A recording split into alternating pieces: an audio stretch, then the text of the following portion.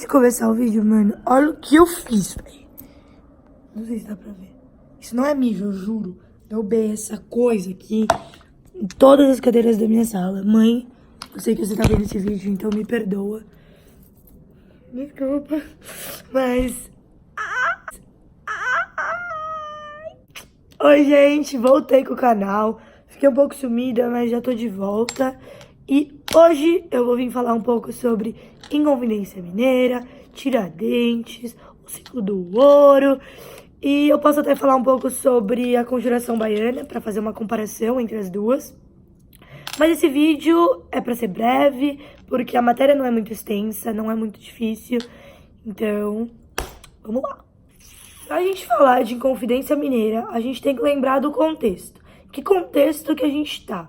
A gente tá no final dos anos 1700, no ciclo do ouro. O que é o ciclo do ouro? O ciclo do ouro é aquela época que veio todo mundo lá de Portugal, toda a cambada pro Brasil, porque eles descobrem que tem muito ouro no Brasil.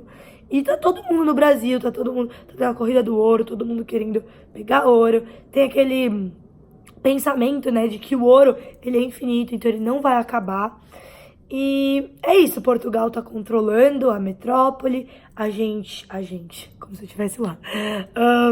Os portugueses que estão no Brasil, eles vão pegar o ouro, eles vão ter que pagar o quinto pra coroa portuguesa, né, que é tipo o tipo de tributação que tá acontecendo na época, só que o ouro não é infinito, óbvio. Só que a coroa portuguesa achava que o ouro era infinito. E eles falavam, mano, não é possível que a gente tá ganhando só isso. O ouro é infinito, cara. Eles estão roubando a gente. O que a gente vai fazer? A gente vai aumentar os modos de tributação. Então a coroa portuguesa, ela se recusava a pensar que o ouro do Brasil tava acabando mesmo. Óbvio que os brasileiros estavam roubando ouro. Mas não era só isso, tava acabando realmente. E eles não estavam conseguindo pagar os mesmos tributos que eles pagavam um tempo atrás. E a coroa portuguesa ficou muito insatisfeita, começou a mudar os modos de tributação, aumentar as porcentagens, né, que tinham que ser pagas, e começou uns boatos no Brasil de que a coroa ia aplicar a derrama. O que seria a derrama? A derrama nada mais era que a cobrança forçada dos quintos. Então, era a cobrança forçada das dívidas atrasadas. Então, como o povo que estava aqui no Brasil pegando ouro não estava conseguindo pagar o quinto, não estava conseguindo pagar os tributos, a coroa portuguesa começou a espalhar boatos de que ia aplicar a derrama no Brasil. Então eles iam entrar nas casas, forçar as famílias a pagarem o quinto, a pagarem os impostos que eles estavam devendo. E é nesse cenário que começa a Inconfidência Mineira. A elite do Brasil, então, a Inconfidência Mineira é um movimento elitista. Então a elite brasileira, ela começa a ficar insatisfeita com isso, porque, por exemplo, quem era a elite? A elite é quem tinha o dinheiro. E se eles começassem a entrar nas casas deles para cobrar dívida, começassem a aumentar a tributação, eles que iam sofrer. E eles estavam totalmente insatisfeitos. E aí começa uma trama. Isso a gente precisa lembrar, tanto a Inconfidência Mineira quanto a Conjuração Baiana, né? Ambas são só tramas. Nenhuma delas eclodem mesmo em um movimento. Então, os elitistas mineiros começam a conversar, começam a olhar para o mundo, para ver o que está acontecendo no mundo. Eles começam a ver as ideias iluministas se expandindo muito fortemente. Eles começam a ver as ideias revolucionárias que começam a se expandir na Europa. Começam a ver o movimento dos Estados Unidos, principalmente, né, a independência dos Estados Unidos. E começam a pensar, cara, por que a gente não proclama a independência de Minas Gerais? Minas Gerais se tornaria um país, então, país independente. E essa era a principal ideia dos elitistas.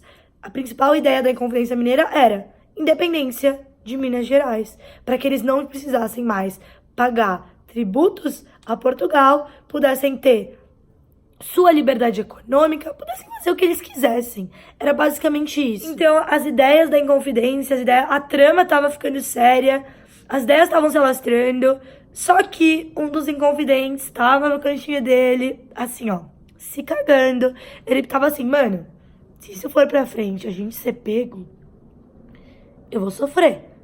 O que eu tô fazendo com a minha vida? E aí ele falou, mano, eu preciso fazer alguma coisa. O que ele fez? Foi para as autoridades e falou assim, ó, tá aqui, tá tendo uma trama contra a coroa portuguesa, eles querem a independência de Minas Gerais, eu sei o nome dos líderes. Se você não me punir, então é a famosa delação premiada, se você não me punir, eu te dou o nome desses líderes. E foi isso que aconteceu, ele deu o nome dos líderes, os líderes eles foram acusados, foram declarados com pena de morte, alguns deles. No final, o único morto foi Tiradentes, famoso Tiradentes. Ele era um dentista e um soldado. Se você pensar, não tem nada demais. Por que Tiradentes virou Tiradentes? Porque ele foi o único a ser morto, né?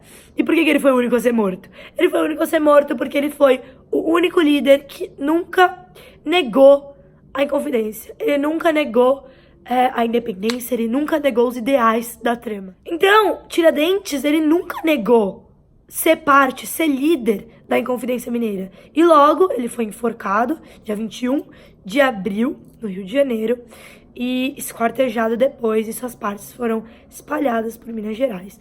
Tanto é que a cabeça dele ficou em um poste por muito tempo, e esse poste agora tem uma estátua de Tiradentes lá em Minas, que é a praça.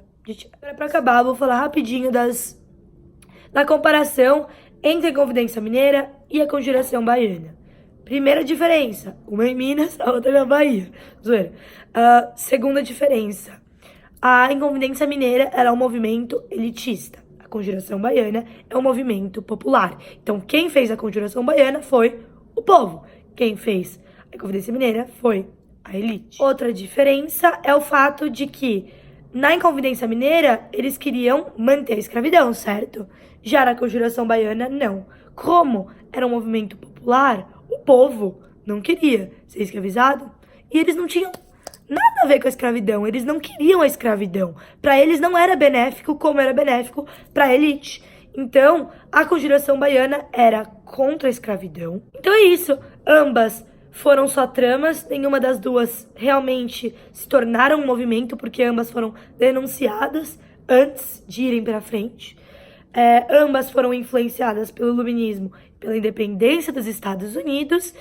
E é isso.